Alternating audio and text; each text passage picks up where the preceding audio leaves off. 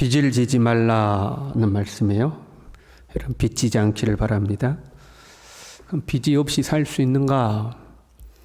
우리 2023년 가구 부채가, 그러니까 한 가구당 빚이 얼마냐? 평균 9,186만 원이라고 그럽니다. 한 가구당 빚이 이제 9천만 원 정도 있는 꼴이에요. 국가 채무는 2023년도에 1,126조였습니다. 이 국가 채무라는 것이 있고 국가 부채라는 것이 있습니다. 국가 채무는 현금성을 말하고 당장 우리 빚이 얼마냐 하는 거고, 국가 부채라는 것은 비확정 부채라는 게 있습니다. 아직 현재로는 빚이 아니지만 앞으로 빚이나 다름없다. 대표적인 게 연금 같은 거죠. 앞으로 나가야 될 돈들이잖아요. 이제 그런 것을 비확정 부채라고 하는데, 그것을 다 합친 것을 국가 부채라고 그럽니다. 그 국가 부채가 작년에 6천조를 넘었습니다. 그 국가 부채를 국민 숫자랑 나눠보면 약 한 사람 앞에 1억 2천 정도 우리가 빚이 있습니다. 나는 실제적으로 빚이 없어도 국가적으로 그 정도 이제 빚이 있는 거죠. 그래서 여러분, 빚 없이 사는 것이 축복입니다. 내가 현재 빚이 없다. 그럼 그게 복이에요. 그러나 한편으로 빚 없이 살기 힘든 세상이죠. 나는 빚을 안 지고 싶은데 어쩔 수 없는 상황이라는 것이 생겨나기도 합니다. 긴박한 상황이 생겨서 어쩔 수 없이 빚을 져야 되는 상황이 생기거나, 또 사업을 하는 사람들은 빚 없이 사업하는 것은 거의 불가능에 가까운 시대죠. 거의 사업하는 사람들은 다 은행 대출을 끼고 사업을 하지 않습니까?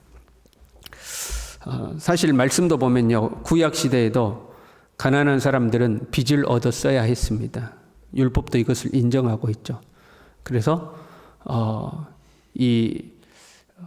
같은 이스라엘 사람들에게는 이자를 받지 말라 하는 말씀들이 있죠. 그 말씀은 뭐예요? 그 빚을 지는 것을 인정하고 있는 거죠. 빚을 내더라도 이자를 받지 말아라. 그리고 신약에 와서도 꾸고자 하는 자에게 거절하지 말라 이렇게 돼 있죠. 실제로 빚을 내는 상황들이 존재하고 그것을 인정하고 있는 거죠. 그런데 오늘 본문의 말씀은 아무에게든지 아무 빚도 지지 말라. 그 누구에게라도 그 어떤 빚도 지지 말라 하는 거죠. 먼저 7절 말씀에는 이렇게 되어 있어요. 모든 자에게 줄 것을 주되 조세를 받을 자에게 조세를 바치고 관세를 받을 자에게 관세를 바치라 이렇게 되어 있죠. 이 말을 다시 해석하면 국가에 빚을 지지 말라 하는 거죠. 조세와 관세는 국가에 내야 되는 세금이죠. 국가에도 빚을 지지 말라 하는 거죠. 주목해야 될 말씀은 모든 자에게 줄 것을 주라. 네가 줘야 할 것 주라는 거예요. 마땅히 지불해야 되는 것을 지불하지 않는 것을 빚의 범주에 두고 있는 거죠. 그 빚이다 하는 거예요. 그게 세금이 됐든 벌금이 됐든. 여러분, 우리는 하나님 믿는 사람들은 세금이나 벌금을 의도적으로 체납한다거나 그러면 안 되죠. 간혹 그런 분들 이렇게 보도되곤 하잖아요. 정말 큰 집에서 호화롭게 살면서 세금은 안 내. 그런 분들 나오잖아요. 하나님의 사람들이 그러면 안 되는 거죠. 개인과의 관계에서도 마찬가지예요. 마땅히 내가 상대에게 지불해야 될 것을 지불하지 않으면 그게 빚이라 하는 거예요. 마땅히 줄 것을 주라는 거죠.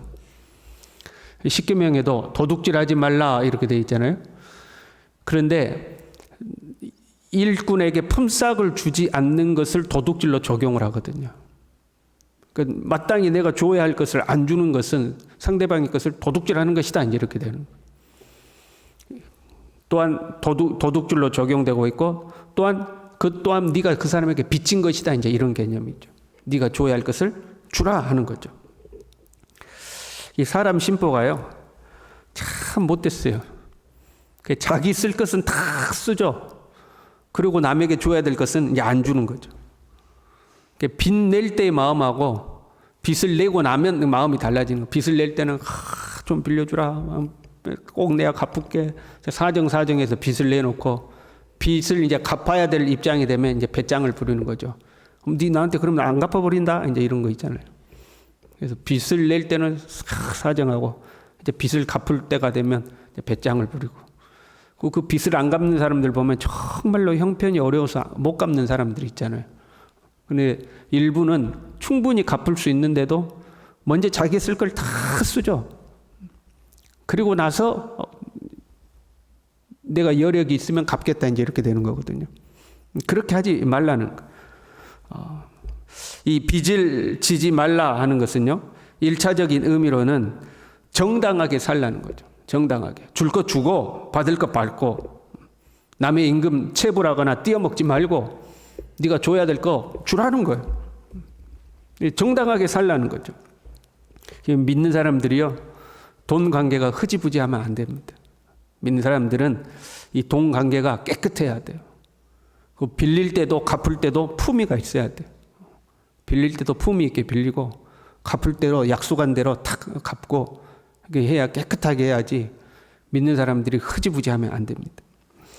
그럼에도 불구하고 원칙은 뭐예요? 아무에게든지 아무 빚도 지지 말라는 거예요. 원칙은 빚 지지 말라는 거예요. 어쩔 수 없는 상황들이 존재하지만 그때도 믿는 사람답게 약속 철저히 지키고 깔끔하게 하고 해야 되지만 원칙은 빚 지지 말라는 거예요. 빚을 지지 않고 살려면요, 현재의 자리에 감사해야 합니다. 만족해야 되는 거죠. 현재 나의 자리에서 최선을 다하여 수고해야 됩니다. 땀 흘려 일해야 합니다. 그리고 그 대가로 주어진 것에 감사하고 만족해야 됩니다. 현재 자기의 상황보다 무리하게 욕심을 내니까 빚을 지는 거거든요. 먹을 것과 입을 것이 있은즉 족한 줄로 알라고 했으니까 그냥 주어진 것에 감사해야 돼요. 허영심을 쫓아간다거나 헛된 자존심 세우려고 무리를 한다거나 그러면 안 되는 거죠. 그러면 이제 빚을 지는 거죠. 자기 형편에 맞게 살아야 되는 거죠. 그런데 말씀을 조금 더 자세히 들여다볼 필요가 있어요. 아무에게든지 아무 빚도 지지 말라 하고 그 다음 말씀이 어떻게 됐냐면, 남을 사랑하는 자는 율법을 다 이루었느니라. 갑자기 사랑을 말씀하고 있는 거죠. 사랑이 율법의 완성이다 하고 이야기해요. 빚에 대해서도 이렇게 이야기하죠. 피차 사랑의 빚 외에는 아무에게도 아무 빚도 지지 말라 하고 사랑은 율법의 완성이다 이렇게 하는 거죠. 빚을 질 수밖에 없는 상황인데 빚을 져야 된다면 사랑의 빚을 지라는 거죠. 사랑의 빚을 져라 이렇게 돼 있죠. 그러면 사랑의 빚이란 무엇일까? 단순하고 쉽게 생각하면 사랑으로 베푼 은혜를 입으라 그냥 그러면. 사랑으로 베푼 은혜를 입으라. 사랑으로 신세를 진 거죠.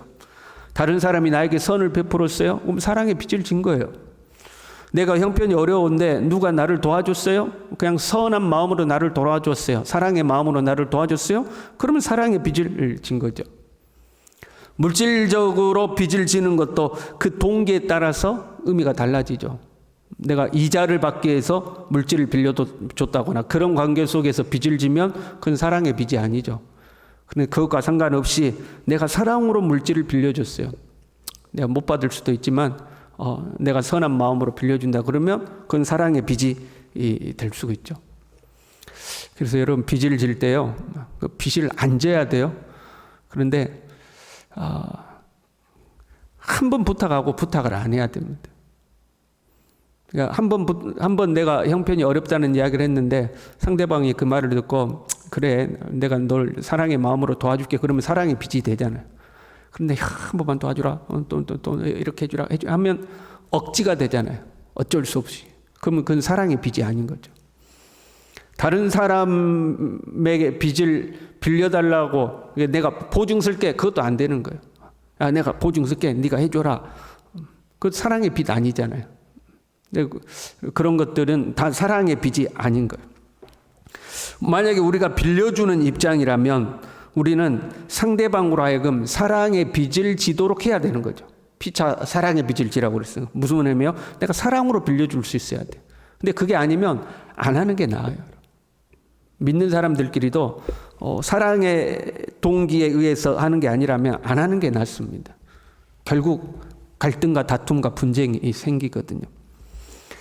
빚지지 말라고 하시면서 사랑을 말씀하시는 이유가 있어요. 10절에 이렇게 되어 있죠. 사랑은 이웃에게 악을 행하지 아니하나니, 이렇게 돼요. 사랑은 이웃에게 악을 행하지 않는다. 이것을 적용해 보면 이렇게 할 수 있어요. 사랑의 빚은 이웃에게 악을 행하지 않는다, 이런 거죠. 사랑의 빚에는 다른 빚을 지지 말아라. 왜? 그 사랑의 빚은 이웃에게 악을 행하지 않는다, 그런 말이에요. 누구에게 빚을 지든지요, 여러분, 빚을 지면 얽매이게 되어 있습니다. 그 사람에게 얽매이게 돼요. 빚을 지면 그 사람 눈치를 봐야 됩니다. 주종관계가 형성돼요. 그렇잖아요. 어쩔 수 없어. 내가 저 사람에게 빚지고 있으니까 그 사람이 내 고개를 숙일 수밖에 없는 거죠. 믿는 사람이 세상에서 빚을 지면 세상의 종이 되기가 쉬운 거예요. 지금 우리 산제사에 대한 이야기를 하시면서 먼저는 교회 안에서 이렇게 살아야 된다. 지금은 교회 밖에서 그리스도인으로서 산 제물로 너희를 이렇게 드려야 된다는 이야기잖아요. 세상 속에서 너희가 빚을 지면 너희는 세상의 종이 되기가 쉬운 거예요. 그리고 그 세상은 절대 선하지가 않습니다. 세상의 기준으로 선하다, 악하다가 아니고 하나님의 기준에 있어서, 여러분, 하나님으로부터 멀어지게 하는 모든 것은 악한 거예요. 아무리 착한 모양으로 그 겉을 꾸몄다 할지라도 그것이 우리를 하나님으로부터 멀어지게 하면 그건 하나님 앞에 다 악한 거예요. 그러니까 내가 아무리 좋은 사람과의 관계 속에서 빚을 졌다 할지라도 그것 때문에 그 사람이 나를 하나님으로부터 멀어지게 한다, 그럼 그건 악한 것이 되는 거예요. 그래서 세상에서 빚을 지지 말라는 거예요. 세상에 얽매이게 되고 세상의 눈치를 보게 되고 세상에 끌려가게 되니까 빚지지 말라는 거죠. 성도들 간에도 마찬가지예요. 이 채무 관계가 형성되면요, 교회 안에서도 눈치 보는 관계가 돼요. 교회 안에서도 주종 관계가 형성돼 버리는 거예요. 그러면 하나님의 뜻을 살펴야 되는데 그 사람의 뜻을 살피는 거죠. 어떤 문제를 논의를 해요. 그런데 나하고 채무관계에 있는 사람이 나에게 돈을 빌려준 사람이 어떤 것을 주장하면 반대를 못하는 거예요. 그 관계의 애매함 때문에 반대를 못하는 거예요. 그래서 하나님 뜻을 살펴야 되는데 사람 눈치를 보는 이제 그런 관계가 형성돼 버리죠. 그래서 사랑의 빚, 즉 빚 때문에 주종관계가 형성되지 않는, 빚 때문에 악을 행하지 않는 그런 빚만 허락된다는 거예요. 사랑으로 피차 빚을 지면 그 사랑은 악을 행하지 않는 거라니까. 악을 행하지 않으니까. 그 빚 때문에 내가 다른 사람을 지배하려고 한다거나, 그 빚 때문에 다른 사람을 내가 다스리려고 한다거나, 그런 관계가 형성되지 않는다, 이 말이에요. 그 빚 때문에 너 내 뜻대로 해야 돼. 야, 내가 너 돈 빌려줬잖아. 그러니까 네가 이 정도는 나한테 해줘야지. 이런 관계가 형성되면 안 된다는 거예요. 그런 것이 형성되면 그건 사랑의 빚이 아니라는 거죠. 그럴 거면 피차 빚을 주고받지 말라 하는 거죠. 또한 빚을 낸 자가, 그러니까 빚을 내가 남에게 돈을 빌렸어요. 그 빌린 자가 악을 행해서도 안 되는 거예요. 돈을 빌려준 사람이 악을 행할 수도 있잖아요. 그 악이라는 것은 막 나쁜 짓 해서만 악이 아니에요. 야, 내가 너 돈 빌려줬잖아. 그거 내 말 들어. 내 뜻대로 해야지. 이게 악이에요. 주님 뜻대로 하세요. 이렇게 해야 되는데 너 내 뜻대로 해야지. 야, 내가 네 돈 빌려줬는 게 내 말 안 들어? 당장 돈 갚아. 이거 악을 행하는 거잖아. 근데 돈을 빌린 사람이 악을 행하는 경우도 있어요. 어떤 경우죠? 돈을 안 갚아. 그게 이제 악을 행하는 거죠. 지금 말씀을 보세요. 13장 1절부터 보면 권세에 복종하라는 말씀이죠.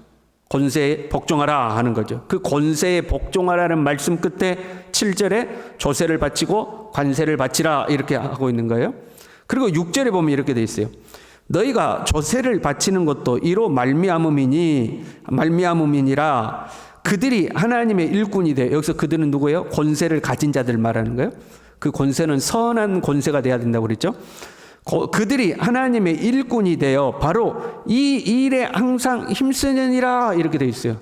이 일이 뭐냐면 선을 행하면 칭찬을, 악을 행하면 보응을, 그 말이거든요. 그러니까 권세자들이 이 일에 있어서도 조세를 바치고 관세를 바치고 남에게 빚을 내서 갚고 하는 일에도 항상 힘을 쓰고 있다는 거예요. 어떤 힘을요?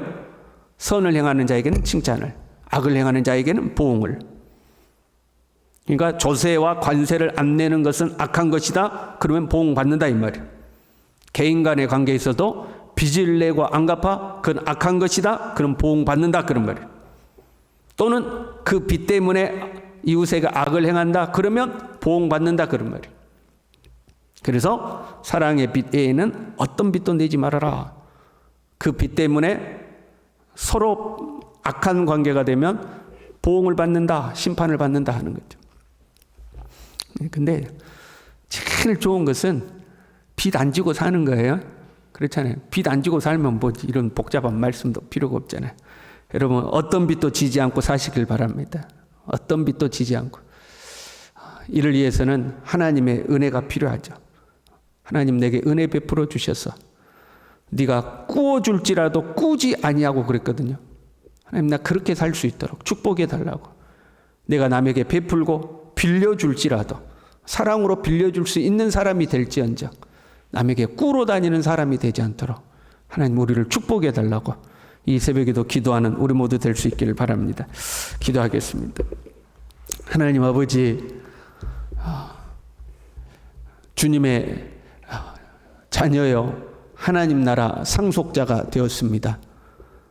이 땅에서 세상에 손 벌리고 빌리러 다니고 꾸러 다니고 그것 때문에 고개를 숙여야 되고 때로는 그것 때문에 얽매여서 수모를 당해야 되는 하나님 그런 자리에 처하지 않도록 우리 믿음의 사람들을 축복하여 주시고 오히려 빌리러 다니는 것이 아니라 빌려주고 꾸러 다니는 것이 아니라 꾸어주되 억지로가 아니라 또는 악한 마음으로 또 이 자신의 권위와 체면을 주장하면서가 아니라 사랑으로 내어줄 수 있는 그런 하나님의 사람들이 될 수 있도록 주님 우리 모두를 축복하여 주시옵소서. 예수님의 이름으로 기도 올리옵나이다. 아멘.